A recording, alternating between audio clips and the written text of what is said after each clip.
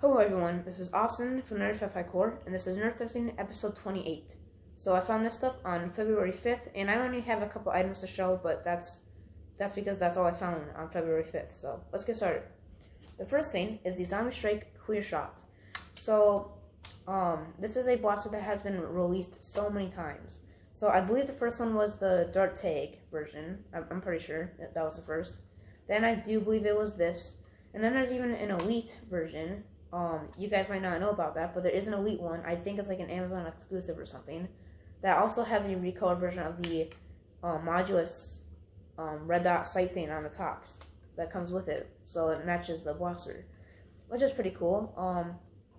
I haven't really looked into buying that, but maybe, I don't know, I might buy it. But anyways, it's been released so many times. There might even be more re-releases that I don't know about, but I also got to say too, there's a lot of dart storage on this thing. There's the main barrel for one dart. There's another hole here for another dart, and then there's 2 holes here, and then there's even one in the grip to store another dart. So you get a total 1, 2, 3, 4, 5. So you can hold 5 darts in this thing, which is pretty good. And it does work. So you can find it and shoot. It doesn't shoot that well, probably just because it's been used a lot. And the price, I do not remember the price of it, but I believe at the very most it was $2.99. I think that was actually the price, though. But that's what happens when I remove the stickers before I do the video, is that then I forget the price, so.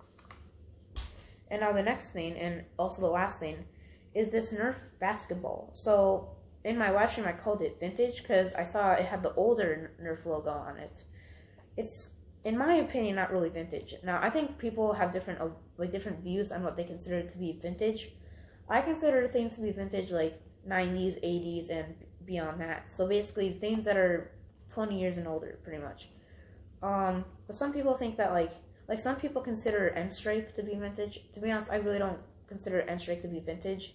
Like, not at all. Like, that wasn't that long ago. That was like 10 years ago, pretty much. So, I mean, it started in like 2003, I'm pretty sure. So, I guess that'd really be like 17 years ago, but that, I don't know, it's just, I don't really think N-Strike is vintage, but this I also don't think is vintage either, because the year on this is actually 2004, so after a bit of researching, it's called like the Night Jam basketball or something like that. Basically, it has a little gimmick where these, like in here, these little like grooves, these are lights, so you can turn it on by pressing, right here, there's a little push button, and basically you push it and then it turns on. I did try putting fresh batteries in this.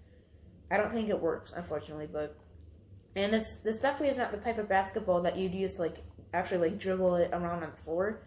It's really meant to just be used with because it actually came with a hoop, a NERF hoop, and you would just throw it in there. It's not meant to be like dribble because it's foam and it's not like it's hollow inside so that it bounce. It's not meant for that. So